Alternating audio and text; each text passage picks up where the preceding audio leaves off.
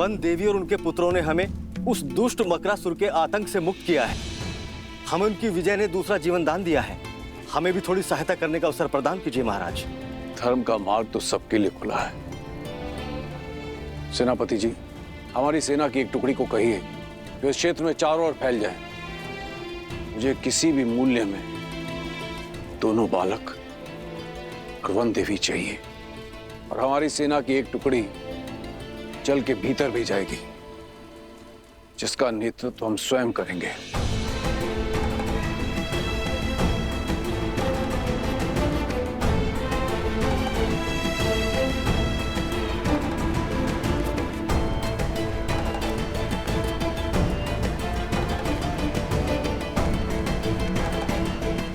ऋषिवर, मेरा अंतर्मन कहता है कि वो जहां भी होंगे सकुशल होंगे।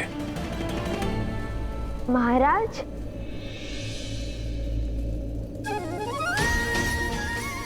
महाराज, हम भी कुशल हैं और हमारी माता भी।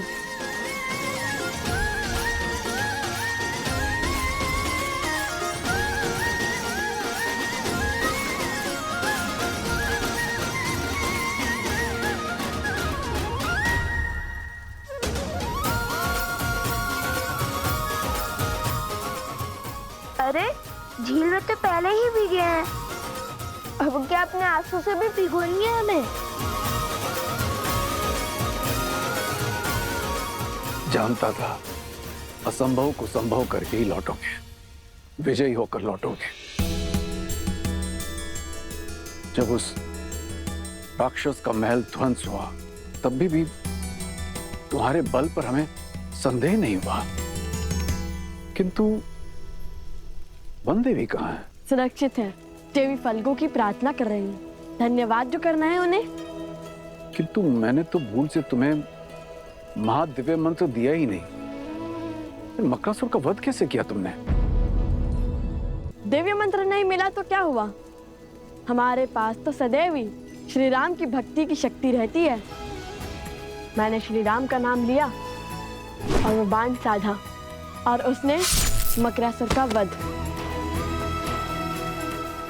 श्री राम के नाम में अत्यंत शक्ति है।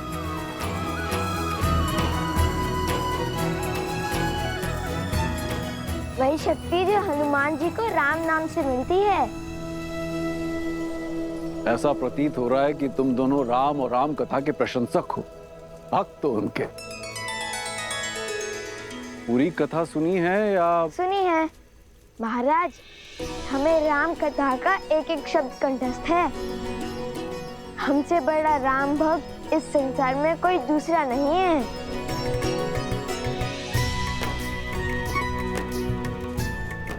लगता है आपने हमारी पूंछ पर ध्यान नहीं दिया।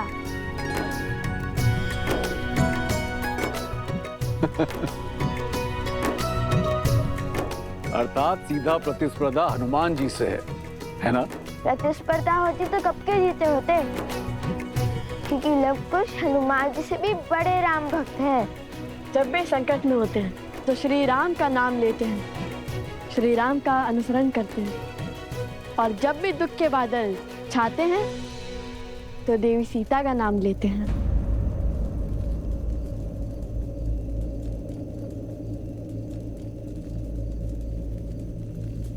सीता?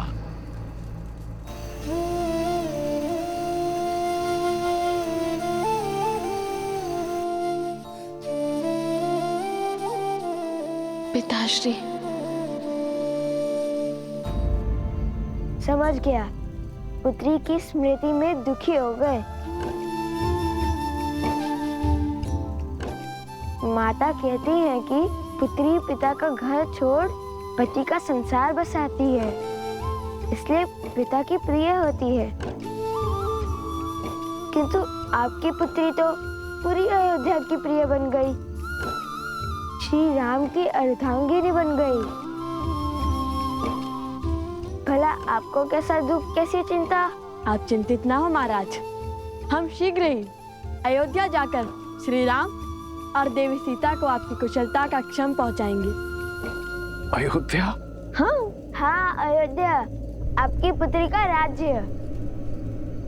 उनका घर, जहाँ वो श्री राम के साथ सुख से रहती हैं।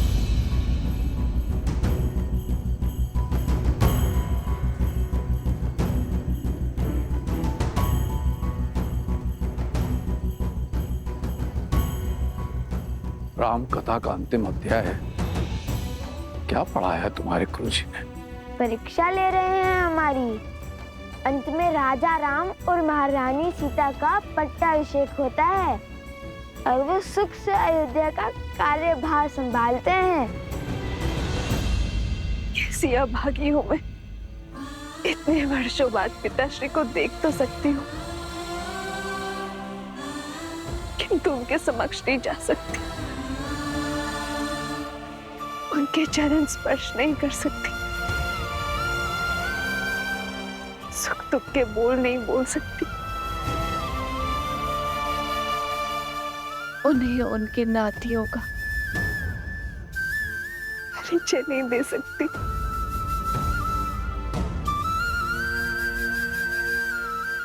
हे प्रभु, कैसा धर्म संकट है ये।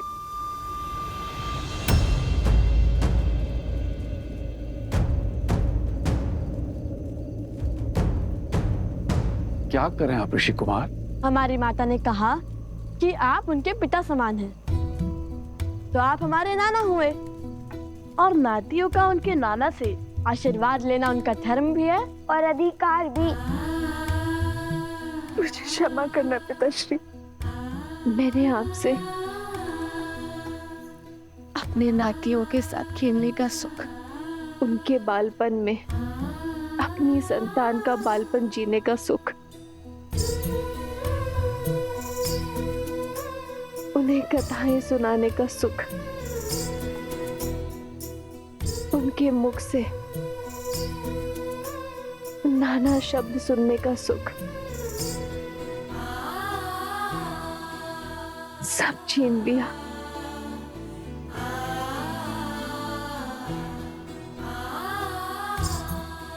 कितने अभागे हैं मेरे लवकुश,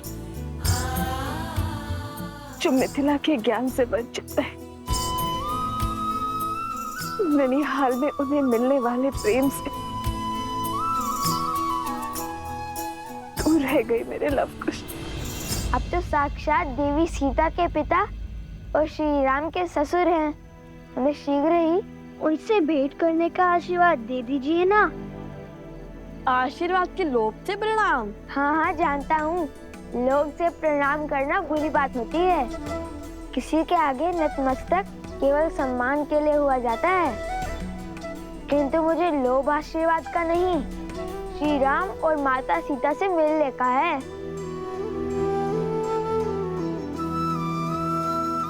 ईश्वर सदैव तुम्हारे हृदय को भोलेपन से भरा रखे। द्वेष और स्वार्थ का मैल तुम्हारे मन को छू भी ना सके, और तुम्हारा नाम इस संसार के सबसे वीर योद्धाओं में सम्मिलित तुम, बिल्कुल तुम्हारे प्रभु, तुम्हारे आदर्श श्री राम की तरह, और तुम्हें शीघ्र ही उनसे मिलने का सौभाग्य प्राप्त। धन्यवाद महाराज। धन्यवाद महाराज। वनवास हो या रावण का पाश, आज तक ईश्वर ने मुझे जो भी दिया मैंने उसे नियति समझकर स्वीकारा। कभी कोई उल्हाना या कभी कुछ नहीं मांगा मैंने, किंतु फाल्गु देवी, आज मैं आपसे मांगती हूँ, यदि मैंने आपकी तपस्या सिद्ध की है तो बिना अपने पिता के समक्ष आए उनके चरण छू पाने का सुख दे दीजिए मुझे। दीजिए माता।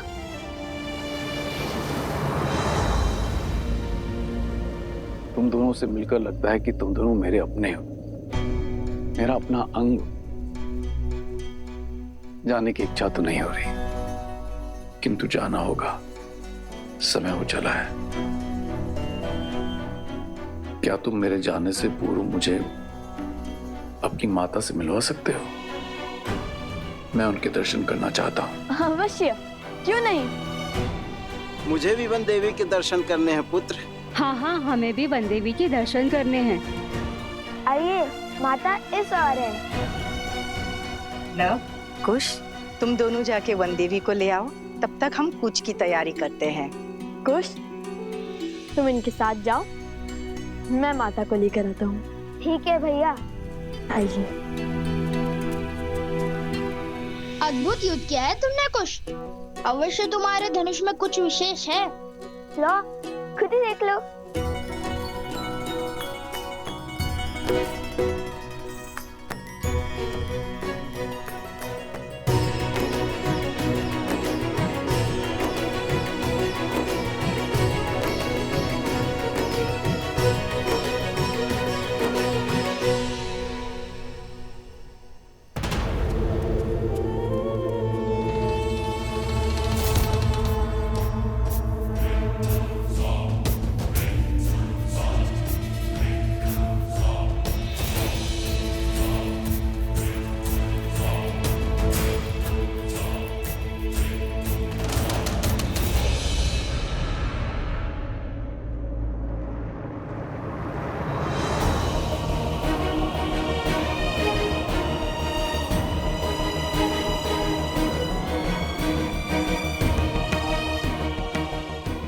मेरी विनती सुनिए फाल्गु माता, मेरी विनती सुनिए।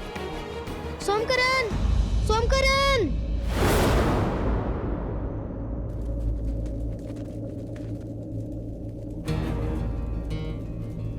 कुश, कुछ तो अनिष्ट है। यह अवश्य ही कुछ की कोई शरारत होगी। आप सब यहीं रुकिए, मैं आता हूँ। सैनिकों, लव के साथ जाओ।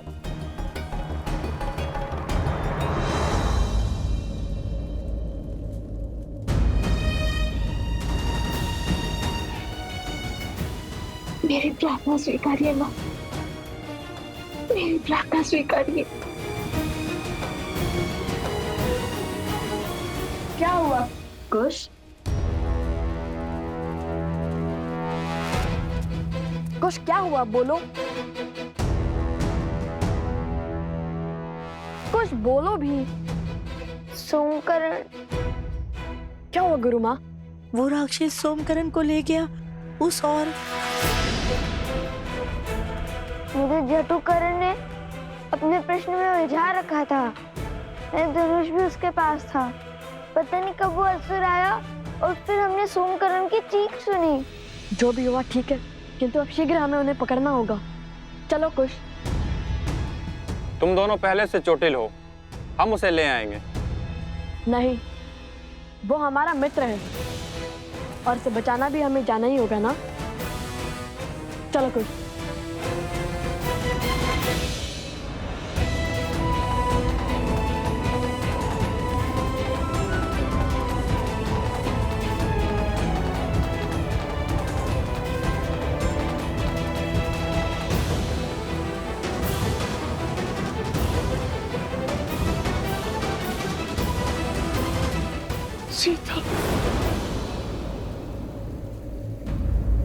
ऐसी घोर काली रात्रि में बिना प्रकाश के हम वन देवी के दर्शन कैसे कर पाएंगे?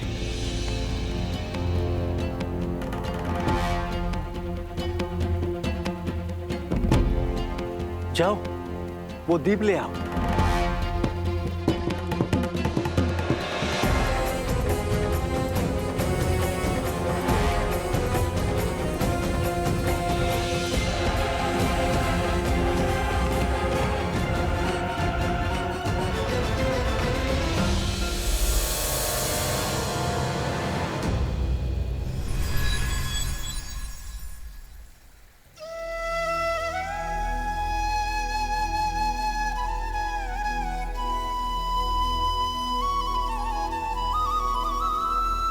वन देवी, आपके दर्शन पाकर हम धन्य हुए।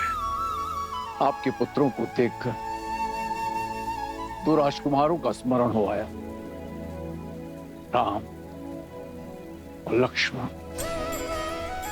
वर्षों पहले मिथिला पधारे, उनकी माता में भी एक परिचित मुख को देखने की आशा थी, किंतु आप तो उनसे भी अधिक अलौकिक हैं।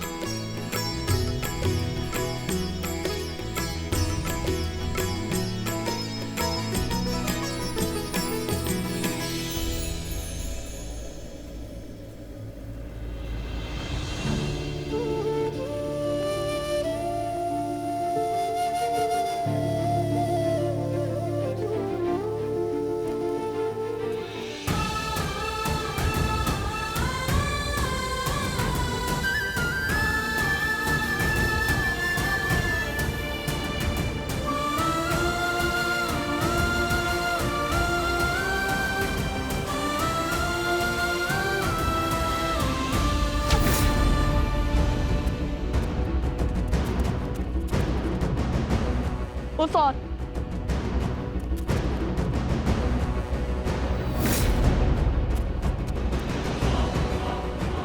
सोमकरण, वो रहा, शीघ्रता करो। रुको।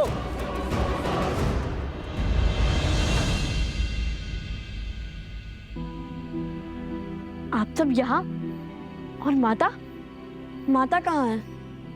मैंने वन देवी के दर्शन पाने का सौभाग्य पा लिया है। वो अभी भी मौन धारण किए देवी फाल्गु की आराधना में लीन है।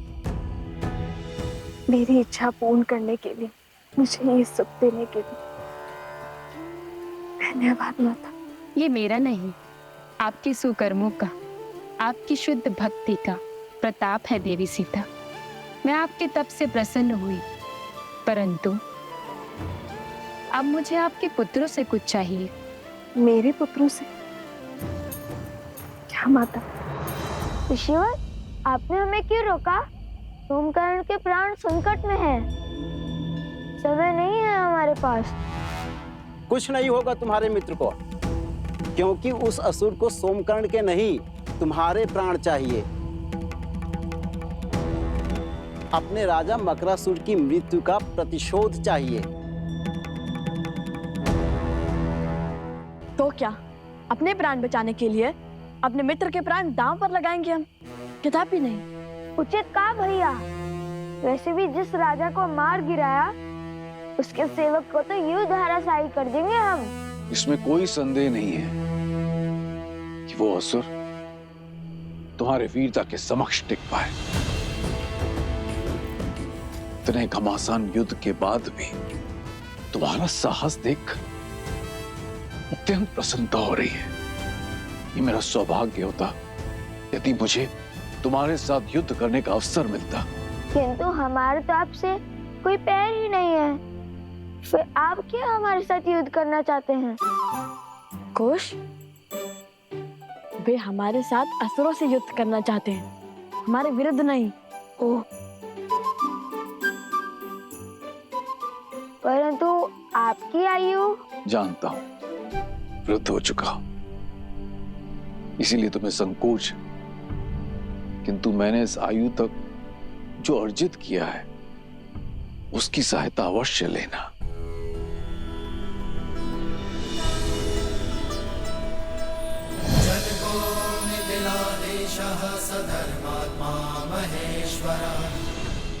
उपहार के रूप में मैं तुम्हें ये देना चाहता हूं, ये तुनीर जो स्वयं भगवान परशुराम ने मुझे दिया था। ये अक्षुत है, अर्थात इसके बाण कभी समाप्त नहीं होते और इनमें दिव्य शक्ति भी है। ये लो पुत्र।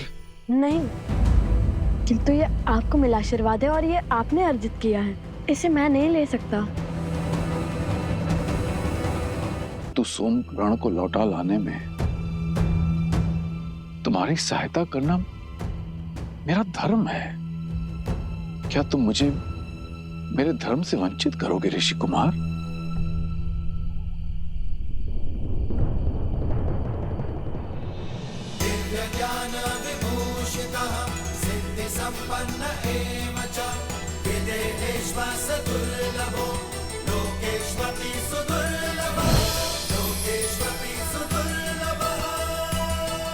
विजयी भव।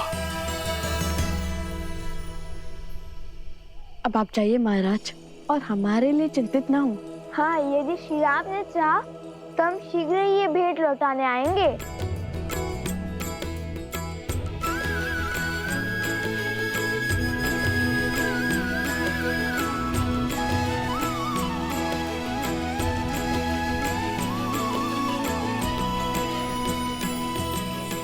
चलो कुश, माता का आशीर्वाद लेकर हम सोमकर्ण को खोजने चलते हैं। अभी तुम्हारे कार्य शेष हैं। माता फल्गु तुमसे कुछ चाहती हैं। हमसे? हमसे क्या? उत्तर नहीं देना था तो बोलते थे, क्यों आंखें क्यों मूंद ली? कुश, वे ध्यान कर रहे हैं। क्षमा ऋषिवर, अब ये मौन रहेगा।